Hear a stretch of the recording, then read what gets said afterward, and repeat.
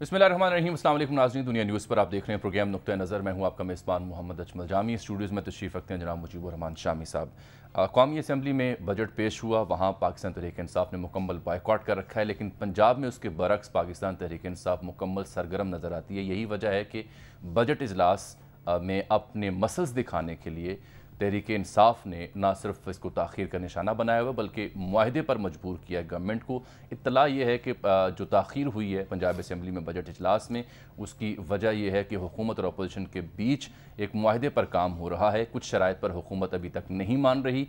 Opposition यानी PTI ये समझती है कि तमाम तर मुकदमात जो उनकी क़यादत और उनके वर्कर्स के ख़िलाफ़ हुए लॉन्ग मार्च के हंगाम, वो वापस लिए जाएँ। IG और चीफ सेक्रेटरी को इस्तेहकाक कमेटी के सामने पेश होकर माजरत करना होगी। इस वक्त भी स्पीकर चैम्बर में, पंजाब असम्बली के परवेज़ इलाही साहब के चैम्बर में अहम मुलाकात हो रही है। हमजा शहबाज CM पंजाब भी पहुँच चुके हैं। सब्तैन खान साहब को अपोजिशन लीडर नॉमिनेट कर दिया गया है, बल्कि उनको तयनात कर दिया गया है। साथ मियाँ महमूद रशीद साहब को पार्लिमानी लीडर मुकर्रर किया गया है। तो पंजाब में तहरीक इंसाफ क्या चाहती है, मुआहिदा अगर सरकार के साथ हो रहा है उसकी शराइत क्या हैं, और हुकूमती रुकन ताहिर खलील सिंधु ने वॉकआउट क्यों किया, हुकूमत खुद क्यों इख्तलाफ का शिकार है, इन मौज़ूआत पर आज तफसील से बात करेंगे। प्रोग्राम के अगले हिस्से में पाकिस्तानी मईशत की ज़ुबूं हाली का जिक्र होगा कि डिफ़ॉल्ट का ख़दशा अब तक क्यों बरकरार है। शामी साहब, अच्छी बात तो ये लगी कि पंजाब में अपोजिशन और हुकूमत मिल बैठने को तैयार हुई, लेकिन अभी तक ताख़ीर और 5 घंटे तकरीबन हो चुके बजट इजलास में। परवेज़ इलाही साहब क्योंकि कैंडिडेट भी थे वज़ारत आला के और स्पीकर भी हैं, और स्पीकर जो है कस्टोडियन होता है हाउस का, कस्टोडियन ऑफ द हाउस, ठीक है ना, और आप समझे बादशाह होता है ऐवान का। तो अब इजलास जो है पहले तो मुलतवी होता रहा, और अब बजट इजलास जो है वो तलब किया गवर्नर पंजाब ने। अब एक बड़ी दिलचस्प बात है कि जो सब्तैन खान साहब हैं मियाँ वाली से, वो हो गए हैं लीडर ऑफ द अपोजिशन, और नोटिफिकेशन जारी कर दिया है स्पीकर साहब ने जी। इसका मतलब ये है कि फिर ये तस्लीम कर लिया कि वज़ीर आला तो हमजा हो चुके। हाँ जी। अब इससे पहले तो ये मानने को तैयार नहीं थे ना, तो सब्तैन, तो ये मतलब होगा। अब सब्तैन साहब जो हैं उनका नाम पहले भी आया था चीफ मिनिस्टरशिप के लिए, और फिर नैब ने उनको धर लिया और बड़ी मुश्किल से बरामद हुए, और फिर वजारत नसीब हुई। और यही हाल जो हुआ था हमारे साथी इमरान खान साहब के, अलीम खान साहब का भी, बिल्कुल, उनको भी नैब ने धर लिया था जब उनका नाम वजारत आला के लिए आया। अब इमरान खान साहब जो हैं वो भी इस बात पर हैरान हैं कि इन लोगों को क्यों नैब ने धर लिया, और ये लोग भी हैरान हैं। और उस वक्त ये भी कहा जाता था कि इमरान खान साहब जो हैं उनका कोई इशारा भी इसमें शामिल है। बहरहाल तो सब्तैन खान साहब हो गए हैं। लेकिन उस दौर में अगर कोई जगह ऐसी थी जहां हैरानी नहीं थी तो वो गालिबन उस वक्त का CM ऑफिस था। हाँ, ये कहने दीजिए। तो होना तो ये चाहिए था ना कि उस्मान बुज़दार साहब वो लीडर ऑफ द हाउस थे, वज़ीर आला थे, वो अपोजिशन लीडर होते, वो अपोजिशन लीडर होते नेचुरल, क्योंकि जब वो लीड कर रहे थे हाउस को तो अब क्या परेशानी हो गई। क्या मालूम कि वो सिर्फ बनी वजारत आला के लिए हो? नहीं, वो कहते हैं हाँ बना है ऐश तजम्मुल हुसैन खां के लिए। उन्होंने कहा देखे भी मैं लड़ाई झगड़े वाला आदमी नहीं हूँ, और मैं तो बल्कि एक खामोशी से काम करता हूँ। अब वो तो अपोजिशन लीडरशिप जो है ये पता नहीं क्या हंगामा बरपा रहेगा हर वक्त, तो मुझे ज़रा गोशे में कफस के मुझे आराम बहुत है।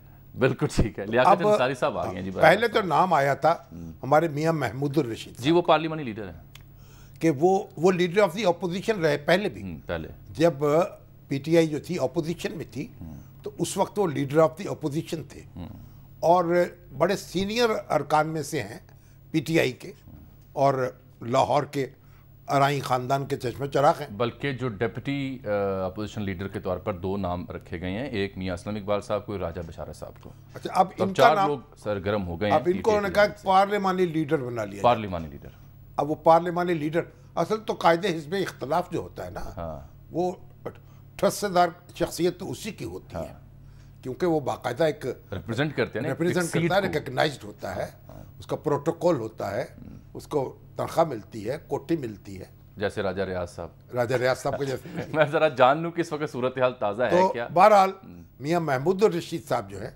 उनसे हमें हमदर्दी है, ان کو تو جناب پہ گرفتار کیا گیا تھا, بھوکا رکھا گیا, کھانا نہیں دیا گیا 20 گھنٹے تک, اور بڑے پرانے سیاسی کارکن ہیں اور وزیر اعلیٰ بننے کی صلاحیت بھی رکھتے ہیں, اپوزیشن لیڈر بننے کی صلاحیت بھی رکھتے ہیں, اب پارلیمانی لیڈر بن گئے ہیں.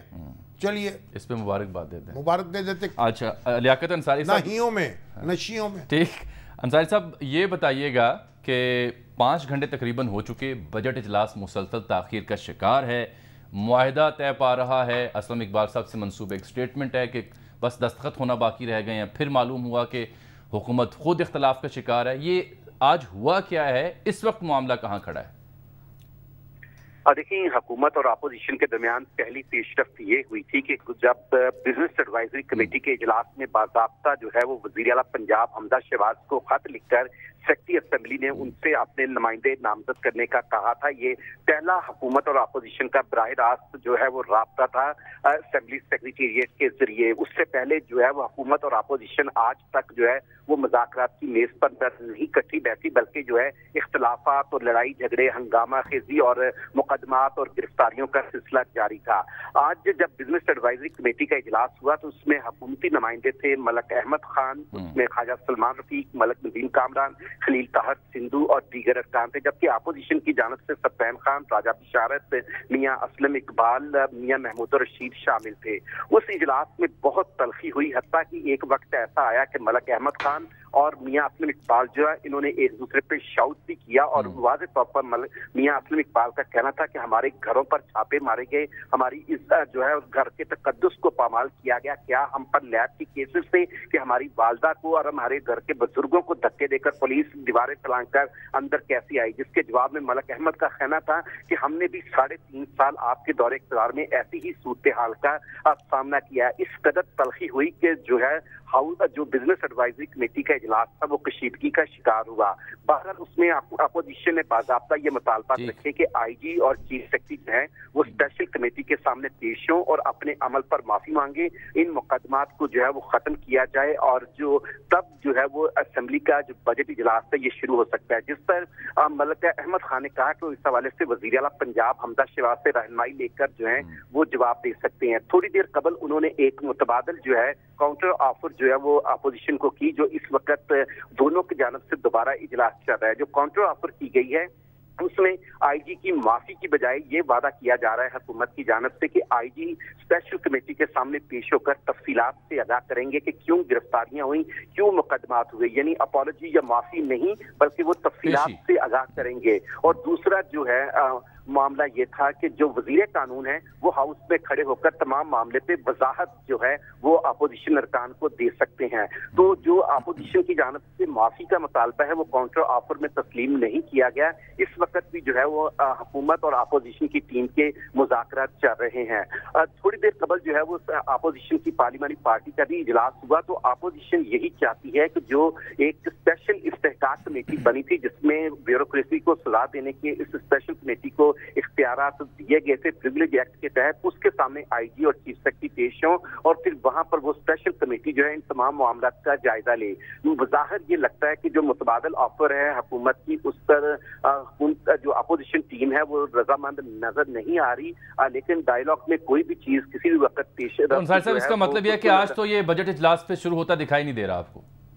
دیکھیں آج 12 بجے تک جو ہے وہ وقت ہے اسمبلی اجلاس کا. اب 12 بجے تک کے لیے ہم کسی بھی بات کی توقع کر سکتے ہیں کیونکہ وزیر اعلیٰ پنجاب حمزہ شہباز یہاں پر پہنچ چکے ہیں. اصل بات جو ہے ہم پہلے بھی کہہ رہے تھے کہ اس وقت حکومتی ٹیم کو لٹک دکھانی ہے کہ وہ اپوزیشن کے سامنے کس حد تک جو ہے وہ ان کے مطالبات کو ماننے کے لیے. انصاری صاحب کچھ دیر پہلے مجھے کچھ یہ بھی اطلاع ملی کہ غالباً سی ایم اور اپوزیشن لیڈر کے بیچ بھی ملاقات ہو سکتی ہے اگر ڈیڈ لاک برقرار رہتا ہے تو. دیکھیں مجھے اس بات کا بھی اتنا امکان محسوس نہیں ہو رہا کیونکہ ابھی تو جو ہے وہ حکومت اور اپوزیشن کے درمیان بیسک جو چیزیں ہیں وہ ڈیڈ لاک ہی ختم نہیں ہو رہا.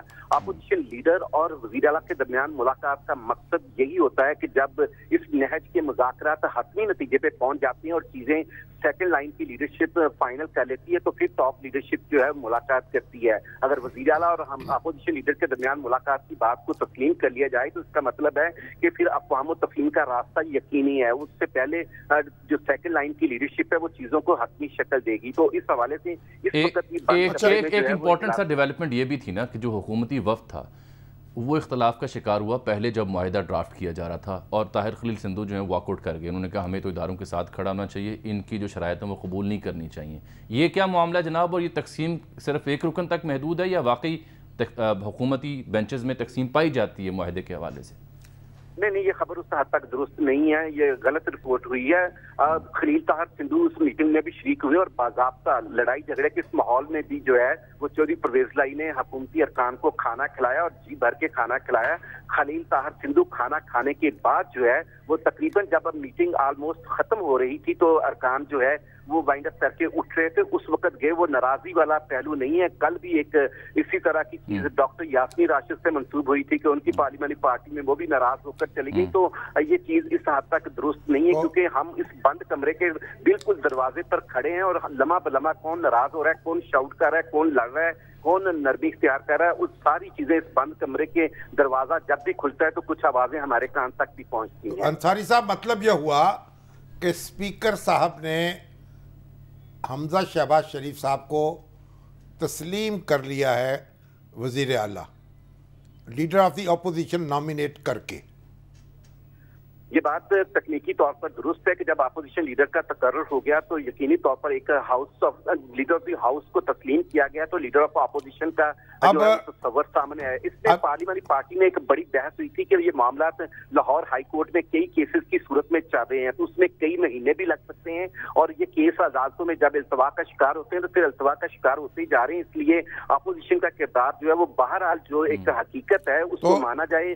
अब ये भी हो सकता है ना, आप ये भी कह सकते हैं कि अब दो अपोजिशन लीडर होंगे हाउस में, एक खुद चौधरी साहब होंगे, हाँ, एक सप्तान साहब होंगे, हाँ, और उनके नीचे दो डिप्टी अपोजिशन लीडर्स, दो डिप्टी अपोजिशन लीडर होंगे, एक पार्लियामेंट लीडर भी होंगे, एक पार्लियामेंट लीडर होगा। बहुत शुक्रिया। तो एक ही गाड़ी को कई घोड़े लग गए। हाँ बिल्कुल। अभी हमें पाकिस्तान मुस्लिम लीग नून के सीनियर रहनुमा जनाब खलील ताहिर सिंधु साहब ने ज्वाइन किया है। इनके हवाले से खबर थी कि गालिबन इन्हें इस मुआहिदे पर तहफ़्फ़ुज़ात हैं। वो तो कहते हैं खाना शाना खा के गए हैं। संधू साहब ये बताएं, नाराज नहीं थे इतने ज्यादा। पूछ लेते हैं संधू साहब, ये बताइएगा कि आप एडवाइजरी कमेटी से वॉकआउट कर गए थे, कोई तहफ़्फ़ुज़ात थे आपको मुआहिदे पे कि इदारों के साथ खड़ा होना चाहिए, इनकी शराइत नहीं माननी चाहिए, या ये खबर दुरुस्त रिपोर्ट नहीं हुई? या रोटी शोटी खा के? बिल्कुल नहीं सर, ये बिल्कुल मैंने रोटी नहीं खाई, मैंने रोटी 12 आके खाई है। और सबसे पहले मैं इस तरफ से बहुत ज्यादा अदब के साथ सलाम शामी साहब को भी बहुत ज्यादा सलाम दीजिएगा। जब सब है उन्होंने चौधरी परवेज साहब कह रहे थे कि ये जो है आईजी और चीफ सेक्रेटरी ये एक एक सीट पे जाके अपोजिशन वाले लोगों से माफी मांगेंगे पहले, उसके बाद स्पीचेज होगी, उसके बाद हम बजट का सेशन देखेंगे। तो उसमें सर मैं फिर निकल गया था कि मैं इस काम में नहीं आ सकता, क्योंकि अगर आज आप अपनी ब्यूरोक्रेसी को और इंतजामिया को या पुलिस को इस तरह से करेंगे तो वो तो डिमोरलाइज हो जाएंगे सर। तो इस वजह से मैं बाहर आ गया था। तो पहले तो जुर्म भी तो साबित हो ना। जी सर, यही हमने सर रिक्वेस्ट सर कमेटी जो है कमेटी के सामने जब पेश होंगे या कमेटी तहकीक को तफ्तीश करेगी ना कि इल्जाम क्या है, उनकी सफाई क्या है, तो आप अगर वो माफी पहले ही मांग लें तो जुर्म अपना तस्लीम कर लें। जी मोहतरम शामी साहब, हमने यही रिक्वेस्ट उनसे हम सबमिशन की है। अब भी सीएम साहब भी आ गए हैं कि 4 बंदे वो देते, 4 हम दे देते हैं, कमेटी बने, कमेटी पहले इंक्वायरी करे, पहले कोई जो आपने हुक्म दिया अभी जो आप कह रहे हैं कि पहले कोई जुर्म साबित हो तो उसके बाद जो आपने सोल्यूशन दिया है वो यही बात सर हमने उनसे। तो क्या आपकी सोच से आपके पार्टी के दीगर जो लोग इन मुज़ाकरात का हिस्से हैं वो भी मुत्तफिक हैं? जी सारे आप मुत्तफिक हो गए हैं जी, बल्कि सीएम साहब आ गए हैं, उन्होंने वो भी मुत्तफिक हो गए हैं इसी बात पे। और अभी अंदर 4 बंदे गए हैं जी। अच्छा आप बताएं उम्मीद क्या है?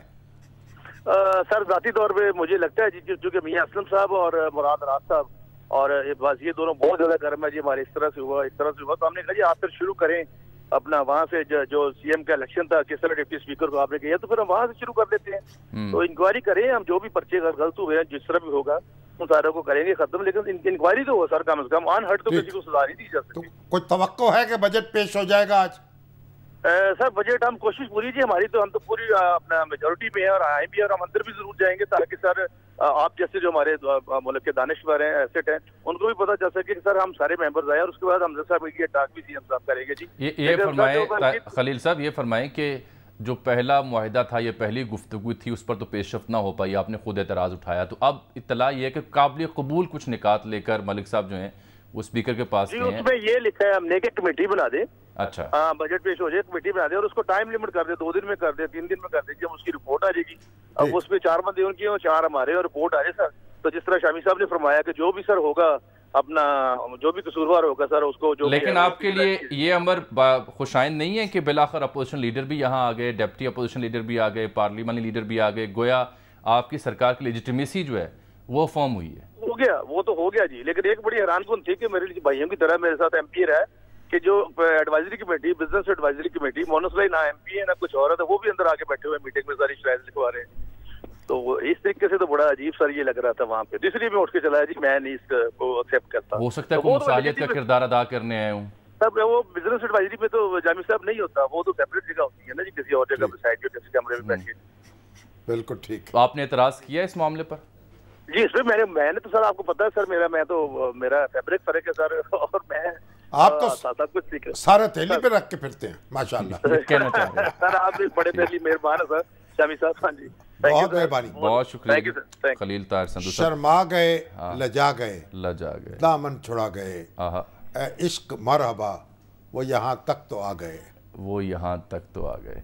अच्छा सर, अब अर्ज ये है कि चूंकि ये अभी मुज़ाकरात का अमल वहाँ जारी है, परवेज़ इलाही साहब जो ना, उनकी बसीरत और बसारत का भी इम्तिहान है ना। बिल्कुल भाई, लड़ाई जो है ना ऐसी हद तक नहीं जानी चाहिए कि मामला टूट जाए, यानी आप धागा अपनी तरफ खींचते रहे लेकिन तोड़ने ना दे, टूटने ना पाए। बिल्कुल ठीक कह रहे हैं। अच्छा सर, हमने कोशिश ये भी की यकीनी बनाने की कि सफ्तान खान साहब से बात हो सके, अपोजिशन लीडर, लेकिन वो चूंकि खुद बनफ़्स नफीस मुज़ाकरात का हिस्सा है, ये भी तारीख में पहली दफ़ा ऐसा हो रहा है, फ्री होते हैं तो वो बात करेंगे। मियां असलम इकबाल साहब से गुजारिश कर रखी है, महमूद रशीद साहब से गुजारिश कर रखी है, जी यही वजह बनी है। तो तारीख में संधू साहब तो वॉकआउट कर गए, ऐसा हो रहा है कि असेंबली का इजलास मुनक़िद नहीं हो रहा कि बजट उसमें पेश किया जा सके, उससे पहले पेश की शराइत लगाई जा रही, और वजह उसकी ये है कि स्पीकर साहब खुद जो है वो कैंडिडेट थे वज़ारत उलिया के। अगर स्पीकर साहब जो है वो उनकी पोजीशन ये ना होती, कोई दूसरा स्पीकर होता तो इजलास शुरू हो जाता, फिर उसमें जो भी धमा चौकड़ी मच जाती। लेकिन अब मेरा ख्याल है कि चौधरी साहब की भी कोई ज़रा देखना चाहिए, आगे रास्ता निकाले, क्योंकि वगरना फिर बजट तो बहरहाल मंजूर होना है। हाँ, फिर वो दिलचस्प होगा। अच्छा सर, आज का दूसरा मौजू इंतहाई अहम जुड़ा हुआ इन तमाम हालात से, क्योंकि सियासी अदम इस्तेहकाम है, मईशत काबू में नहीं आ रही, बजट पेश होने के बावजूद भी डॉलर बेलगाम है। आज रिकॉर्ड 204 पर गया डॉलर, और यही सूरत हाल कुछ स्टॉक मार्केट में भी थी, 700-800 पॉइंट्स की मंदी हुई है जी, बहुत ज़्यादा मंदी हुई। और अब देखें तज्जिया निगार भी, इमरान खान साहब भी ट्वीट भी दे रहे हैं जी, वो तो बहुत ही ख़तरनाक सूरत हाल देख रहे हैं अपने तज्जिए में। इमरान खान साहब भी ये कह रहे हैं बार बार अपनी गुफ्तगू में कि मुआशी बदहाली के सबब खदशा है कि मुल्क में श्रीलंका जैसे सूरत हाल ना हो जाए। आज किसानों से मुखातिब थे इमरान खान साहब, और वहाँ उन्होंने कहा कि ये यूक्रेन रूस जंग की वजह से पूरी दुनिया में कहत का खदशा है और पाकिस्तान उसके लिए तैयार नहीं है। तो अब ये जो मईशत की मौजूदा सूरत हाल है, इसका ज़िम्मेदार मौजूदा सरकार है या उससे पिछली सरकार, ये भी एक सवाल। और फिर जो डिफ़ॉल्ट का खदशा ज़ाहिर किया जा रहा है, ये डिफ़ॉल्ट होना होता क्या है? क्या पाकिस्तान अल्लाह ना करे उस राह पर गामजन है, और इसके असरात किस हद तक संगीन हो सकते हैं? इस पर बात करने के लिए सर आज हमने ज़हमत दी है मारूफ इकोनॉमिस्ट, मईशत के मामलों को अच्छी तरह समझते हैं, जनाब खुर्रम शहजाद साहब को। खुर्रम साहब अस्सलाम वालेकुम। जी वालेकुम अस्सलाम। खुर्रम साहब, मैं अक्सर जाता हूँ मुख्तलिफ मज़ाकरों में, इजलासों में, मजलसों में, तो कई लोग वहाँ बैठे जनाब बड़े हंस के बात कर रहे होते हैं कि हमें डिफ़ॉल्ट डिक्लेयर कर देना चाहिए, हमें इनकार कर देना चाहिए, हम नहीं IMF के पास जाएंगे। और तो ये मुझे बताएं, मैं फिर उनको कहता हूँ भाई आपको इसका मतलब मालूम है, उसके नताइज मालूम हैं, ये इस तरह आसान काम नहीं है, इसका बहुत नताइज भुगतने पड़ेंगे। तो कुछ लोग यकीन करने पे आमादा नहीं होते, अच्छे खासे पढ़े लिखे लोग, वो भी मैं अभी हमदर्द शुरा के इजलास में गया तो हमारे उमर ज़हीर मीर साहब बड़े अच्छे वकील हैं और चार्टर्ड अकाउंटेंट हैं मेरा ख्याल, और इनकम टैक्स के मामलात को समझते हैं, टैक्स, वो भी जनाब ये कह रहे थे कि जनाब हमें डिफ़ॉल्ट कर जाना चाहिए। तो ये ज़रा बताएं सुनने वालों को कि जब डिफ़ॉल्ट करने का मतलब क्या है? बिल्कुल ठीक जी, थैंक यू वेरी मच। ये बड़ा इम्पोर्टेंट क्वेश्चन है, और हम काफ़ी लोग हमारे ایون ایجوکیٹڈ کلاس ہماری جو ہے وہ کہہ دیتی ہے کہ جی آپ ڈیفالٹ کر جائیں. میرے خیال میں یا تو وہ انہوں نے کبھی اس کے بارے میں پڑھا نہیں ہے یا آف کورس نہیں گزرے اس چیز سے.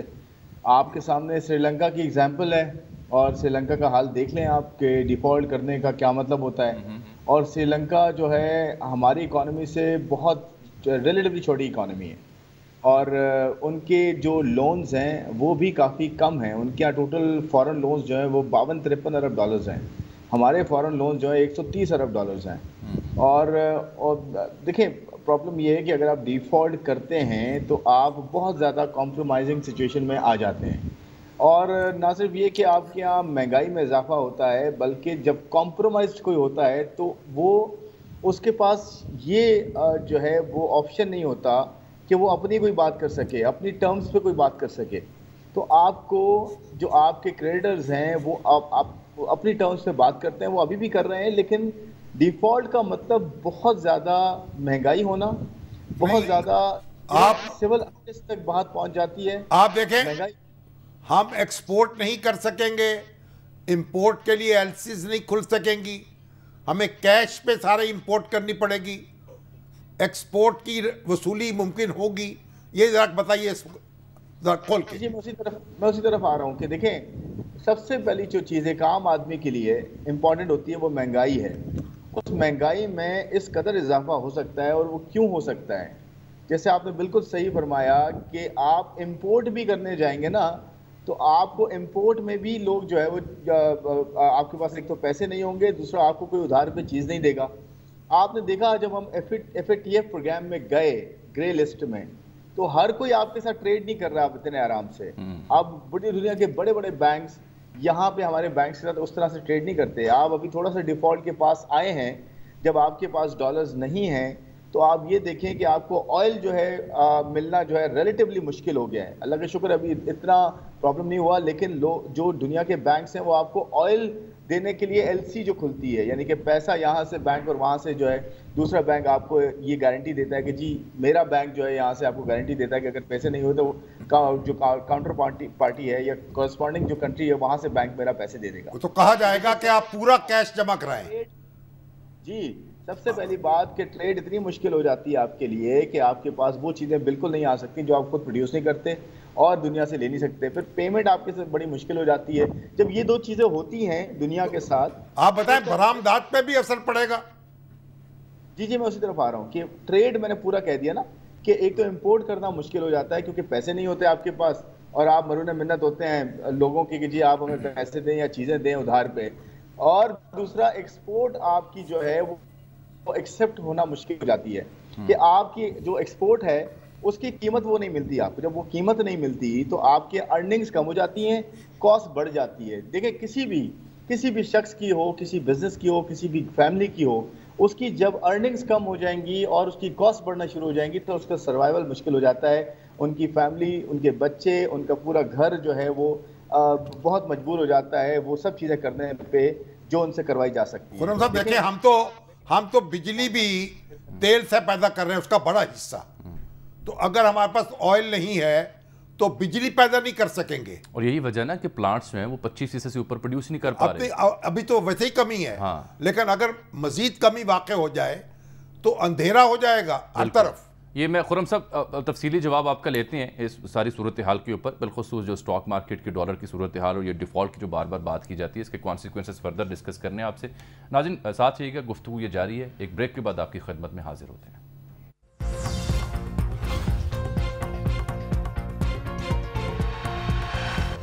ویلکم بیک ناظرین. بریک سے پہلے ہم بات کر رہے تھے خرم شہزاد صاحب کے ساتھ کہ پاکستانی معیشت کو جو اس وقت زبوں حالی کا سامنا ہے وہ کہیں ڈیفالٹ کی جانب تو نہیں جا رہی. کیوں ہمارے سیاسی اکابرین ڈیفالٹ کی نشاندہی کر رہے ہیں کہ سری لنکا جیسا حال نہ ہو جائے؟ ڈیفالٹ ہوتا کیا ہے, کانسیکوینسز کیا ہوتے ہیں, اس پر بات ہو رہی تھی.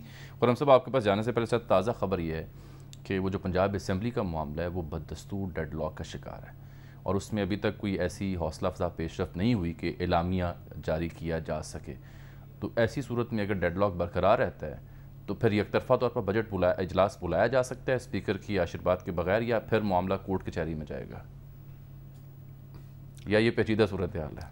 پیچیدہ صورتحال ہے, لیکن गवर्नर इजलास बुला भी सकता है और मामला कोर्ट कचहरी में भी जा सकता है, क्योंकि फिर या तो स्पीकर साहब प्रिजाइड ना करें, डिप्टी स्पीकर कर ले, कुछ तो करना पड़ेगा ना। सही। तो खुर्रम शहजाद साहब, आप बताइएगा, आप डिफॉल्ट किसे कहते हैं उसको जरा समझा रहे थे और उसके और मैं तो हैरान हो रहा हूँ क्या कि लीडर जो हैं ऐसे मजे मजे से श्रीलंका का नाम लेते हैं जैसे को पिकनिक स्पॉट पर जाना है हमें। यानी आपको पसीने आने चाहिए ना। ये परेशानी मुल्क के लिए जो पैदा होगी उसके बाद कोई आप इस तरह इतने इत्मीनान से जिक्र तो नहीं कर सकते श्रीलंका का। पसीने आते कहीं दिखाई नहीं दे रहे, इधर भी और उधर भी। अजीब बात है। हाँ जी खुर्रम साहब। जी देखें, एक बात बिल्कुल क्लियर है कि हम डिफ़ॉल्ट की तरफ नहीं जा रहे और हम जो है डिफ़ॉल्ट से एटलीस्ट बच चुके हैं। उसकी वजह यह है कि IMF का जो ख्वाहिश थी बजट की, उसमें काफ़ी हद तक हमने चीज़ें कर दी हैं। एंड आई एम श्योर कि अभी जो FATF का इजलास होने वाला है या उसके जो एक मीटिंग्स है पाकिस्तान के लिए, आई थिंक बिटवीन 14 एंड 17 जून हैं, उसमें भी कुछ अच्छी खबर आ सकती है, क्योंकि हम तकरीबन कोई 34 में से 32 जो है वो कंडीशंस पूरी कर चुके हैं। तो इसका मतलब ये कि हमें FATF से एटलीस्ट ग्रे लिस्ट से निकल जाना चाहिए। दूसरी बात ये, IMF के जो बोर्ड की मीटिंग है वो 3 तारीख मेरे ख्याल में तय की गई है। अभी तक अनाउंसमेंट शायद उसका आया नहीं है, लेकिन 3 तारीख बात आ रही है कि 3 तारीख को बोर्ड की मीटिंग होनी है। उससे पहले स्टाफ लेवल का एग्रीमेंट होना है और काफ़ी हद तक 80-90% हमने शायद बजट के थ्रू अचीव कर लिया। देखें, ऐसा नहीं हो सकता कि बिल्कुल डॉट ऑन एक एक चीज़ जो है वो ठीक अग्री की। मगर खुर्रम साहब, ये 3 तारीख तक जो एक अनसर्टेनिटी है, उससे तो फिर डॉलर जो है वो मज़ीद मजबूत हो सकता है, रुपए की कदर गिर सकती है। ये अनसर्टेनिटी भी तो चल रही है ना। लेकिन आज भी रिकॉर्ड 204 पे गया है डॉलर। जी, अगर आप मुझे थोड़ा सा इसमें आप 30 सेकंड में आपको बताता हूँ, ये जो अनसर्टेनिटी है ये काफ़ी हद तक सबसाइड हो गई है। देखिए, पूरी दुनिया में इस वक्त डॉलर जो है ना बहुत स्ट्रांग हो रहा है। आप ये देखें कि ये पिछले कई दिनों से चल रहा है, कई महीनों से चल रहा है। इंटरनेशनल मार्केट में इन्फ्लेशन भी है, सब कुछ है, हमें भी उसका इम्पैक्ट आ रहा है। तो जो डॉलर हमारे यहाँ है उसके 2 रीजंस हैं। एक तो देखिए ग्लोबल रीजन डेफिनेटली है कि इस वक्त 8% की इन्फ्लेशन आई है आपके US में। उसकी वजह से जो US फेडरल रिजर्व है, जो उनका स्टेट बैंक सॉर्ट ऑफ है, वो ये कह रहा है कि हमने रेट्स बढ़ाने हैं। देखें, जब भी रेट्स बढ़ते हैं, टाइटनिंग हो रही है इंटरनेशनल मार्केट में, तो डॉलर की कीमत में इजाफा होगा, क्योंकि वो डॉलर की अवेलेबिलिटी मुश्किल हो रही है और रेट बढ़ रहा है उस पर। तो इसकी वजह से डॉलर तो रैली कर रहा है पूरी दुनिया में। आपको पता है अभी बांग्लादेश का भी 6-7% एक सिंगल डे में जो है वो टका जो है वो नीचे गया है, और उसके अलावा इंडिया का भी जो है वो डेप्रिसिएशन हो रही है। लेकिन हमारे यहाँ दूसरा फैक्टर क्या है, एक तो हमें शौक ये होता है कि जब भी इंटरनेशनल मार्केट में कोई बौछार आता है तो हम अपने आप में अपने घर को और ज़्यादा जो है ना वो पॉलिटिकली जो है ना अनस्टेबल कर देते हैं। तो ये हमें नहीं करना चाहिए। एटलीस्ट कि हमें इस वक्त मिल बैठ के बात करनी चाहिए, और मिल बैठ के बात करने से एक सर्टेन डिसीजन को लेने से फोकस अप्रोच के साथ जो है कंट्री को डिफॉल्ट से बचाया जा सकता है, जो ऑलरेडी काफ़ी हद तक चीज़ें बेहतर हुई हैं। दूसरी चीज़ क्या है कि इंटरनेशनल मार्केट में ऑयल काफ़ी ऊपर है, $120 का ऑयल हो गया है, और हम ऑयल कंटिन्यूसली इंपोर्ट कर रहे हैं, और इस वक्त बिजली का बहरान हमारे यहाँ भी है। तो इस वजह से आपके यहाँ डॉलर की रिक्वायरमेंट है, और ये अनसर्टेनिटी एक मतलब क्लियर होगी ना। एक मतलब चाइनीज़ जो $2.3 बिलियन इस हफ्ते में, जैसे फाइनेंस मिनिस्टर ने कहा कि आने हैं, वो जैसे ही ट्रांसफर होते हैं उस पर कोई डेवलपमेंट होती है, आप देखेंगे डॉलर पे पॉजिटिव इंपैक्ट पड़ेगा, डॉलर पीकर पैरिटी पे। लेकिन मैं फिर ये बता दूं, इंटरनेशनल मार्केट में डॉलर स्ट्रांग हो रहा है, इस वजह से हमारे यहाँ उसका इम्पैक्ट ये आता रहेगा अनटिल हमारे यहाँ FATF की चीज़ क्लियर हो जाए, IMF ऑन बोर्ड आ जाए, चाइना जो है ऑन बोर्ड आ जाए दोबारा से डेट उसका, और फिर ये जो कतर के साथ गैस का एग्रीमेंट हो रहा है $3 बिलियन का, ये हो जाए, और फिर सऊदी अरेबिया UAE फॉलो करें। फिर आहिस्ता आहिस्ता हमारे यहाँ स्टेबिलिटी आ जाएगी, और सारे इंस्टीट्यूशंस दुनिया के हमारे पास पैसे देने के लिए राजी हो जाएंगे, और हमारी क्रेडिट लाइन्स भी काफ़ी खुल जाएंगी, उन इंशाल्लाह चीज़ें बेहतर होंगी। खुर्रम साहब, इसके अलावा महंगाई एक बहुत अहम मसला है। हुकूमत अपनी बजट में जो अफरात ज़र को, इन्फ्लेशन को ज़ाहिर करती है, वो 11 से 12 के बीच, और यहीं सस्टेन करने का इरादा रखती है अगले साल में। इदारा शुमारियत इससे 23.something रिपोर्ट करता है। क्या फ़र्क है इन दोनों नंबर्स में, और क्या गवर्नमेंट की ये जो अप्रोच है ये रियलिस्टिक है, या महंगाई से कहीं ज़्यादा हो सकती है, क्योंकि फर्दर खदशा है कि पेट्रोल महंगा होगा? देखिए जी, ये जो महंगाई की शरह गवर्नमेंट ने एस्टिमेट की है बजट में, ये डेफिनेटली रियलिस्टिक नहीं है। आपकी अगले साल की महंगाई 13 से 14% रह, अगले साल से मुराद ये कि जुलाई 1 से हम साल शुरू करते हैं और फिर जून 30 पे एंड करते हैं। तो اس سال کی ابھی تک کی مہنگائی، یہ فسکل ایئر 22 کی میں بات کروں، پچھلے جولائی سے لے کر اس جون تک کی ابھی تک، یا انفیکٹ مئی تک کی جو ایوریج مہنگائی کی شرح ہے وہ 11% سے بھی زیادہ ہے، یعنی کہ ہر مہینے آن ایوریج 11% سے چیزیں بڑھ رہی ہیں۔ اس کے ساتھ ساتھ اگر آپ لیٹسٹ مہنگائی دیکھیں تو وہ تقریباً 13.5 پونے 14% کے پاس ہے، اور ابھی یہ جو دو back to back petroleum prices میں اضافہ کیا گیا ہے، اس کا امپیکٹ اگلے 2 مہینے میں آئے گا، 2 سے 3 مہینے میں۔ پھر اس کے بعد بجلی کی پرائسز بڑھی ہیں، اور پھر ہوتا یہ ہے کہ ایک تو ٹرانسپورٹیشن میں ڈائریکٹ امپیکٹ آتا ہے، اس کا انڈائریکٹ امپیکٹ ساری پروڈکٹس میں نظر آتا ہے۔ تو یہ بات آپ کی بالکل ٹھیک ہے کہ گورنمنٹ کی جو اسٹیمیشن ہے مہنگائی کی وہ کافی کم ہے، مہنگائی زیادہ ہو سکتی ہے، لیکن ایک سلور لائننگ کیا ہے؟ ابھی جو میں نے بات کی کہ انٹرنیشنل مارکیٹ میں ڈالر کے اوپر ریٹ بڑھ رہا ہے، انٹرنیشنل مارکیٹ میں ٹائٹننگ ہو رہی ہے۔ جب بھی ٹائٹننگ انٹرنیشنل مارکیٹ میں ہوتی ہے، اکانومیز نیچے جاتی ہیں، ڈیمانڈ نیچے جاتی ہے، سپلائی آہستہ آہستہ امپروو ہوتی ہے، اور آپ یہ دیکھیں گے 3 سے 4 مہینے میں آئل بھی آہستہ آہستہ نیچے آئے گا، کیونکہ اوپیک نے بھی اپنی جو ہے پروڈکشن بڑھانے کا کہا ہے، کیونکہ رشیا ایک طرف جو ہے وہ یوکرین کو لے کے بیٹھا ہوا ہے، تو ایک طرف اگر اوپیک کی پروڈکشن بڑھتی ہے، آئل نیچے آئے گا، ہمیں تھوڑا سا ریلیف مل سکتا ہے، لیکن ابھی نہیں، 3 سے 4-5 مہینے لگیں گے۔ بہت بہت شکریہ خرم شہزاد صاحب۔ سر اب یہ جو ہمارے لیڈر ہیں، میرا سوال بھی یہی تھا آپ سے، جس جانب شاید آپ جانے لگے ہیں، کہ اگر اس قدر سنگین صورتحال درپیش ہے پاکستان کو، کہ سیاسی عدم استحکام بھی ہے، معاشی عدم استحکام بھی ہے، اور مہنگائی کا طوفان آنے والا ہے، چیزیں مہنگی ہو چکی ہیں، تو ایسے میں کوئی مل بیٹھ کے کوئی چارٹر آف اکانومی پہ بات کیوں نہیں ہوتی، یا بات تبھی ہوگی جب عمران خان صاحب، شہباز شریف صاحب، آصف علی زرداری صاحب، مولانا فضل الرحمان صاحب، ان کے مولانا شیرانی جو تھے، شیرانی تو خیر وہ جا چکے تھے، پہلے جا چکے ہیں، جی آج تحریک انصاف میں چلے گئے۔ مولانا شیرانی جو ہیں وہ اسرائیل کو تسلیم کرنے کی بات بھی کرتے رہے۔ اللہ اکبر، یہ کب تو بہرحال یہ ایسا ہو کوئی نامہ بر جو بات ہماری سن سکے، سن کے یقین کر سکے، جا کے انہیں سنا سکے۔ بھائی یہ جھگڑے جو ہیں یہ رہیں گے، یہ ملک کا معاملہ ہے، اس پہ خوشیاں نہ منائیے، اس پہ سر جوڑ کے بیٹھ جائیے، پاکستان کو کرائسس سے نکالیے مل جل کر، اور پھر جس کا بھی اقتدار ہو اس کو چین سے کام کرنے دیجیے۔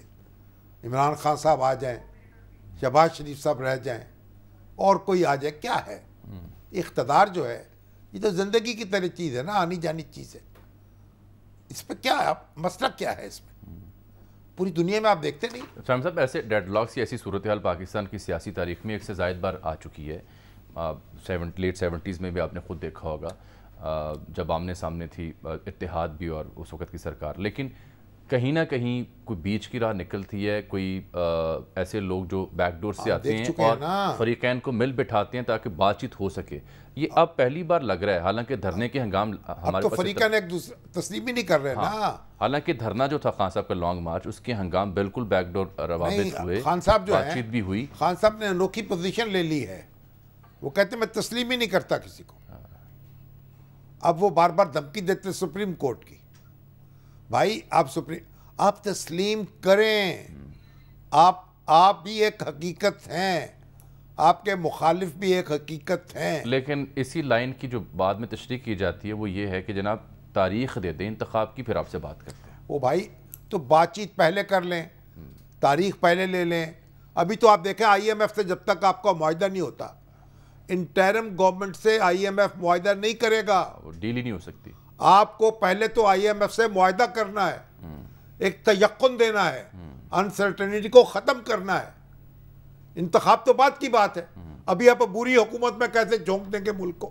صحیح کہہ رہے ہیں۔ تو غور کریں 2-4 دن آگے پیچھے کیا ہو جائے گا بھائی۔ ایک آج کی اور اہم خبر تھی جو منی لانڈرنگ کیس تھا، اس میں شہباز شریف حمزہ کی ضمانتیں منظور ہونے کا تحریری حکم جاری کیا گیا ہے، جو اسپیشل سینٹرل عدالت کے جج ہیں اعجاز حسن اوان صاحب نے۔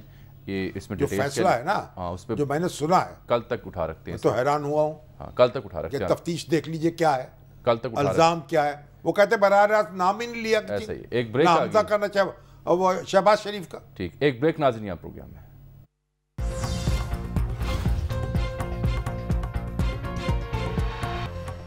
ناظرین اس کے ساتھ ہی آج کے پروگرام کا وقت یہاں ختم ہوا چاہتا ہے، آپ سے ملاقات ہوگی کل، تب تک کے لیے اجازت دیجیے، اللہ حافظ۔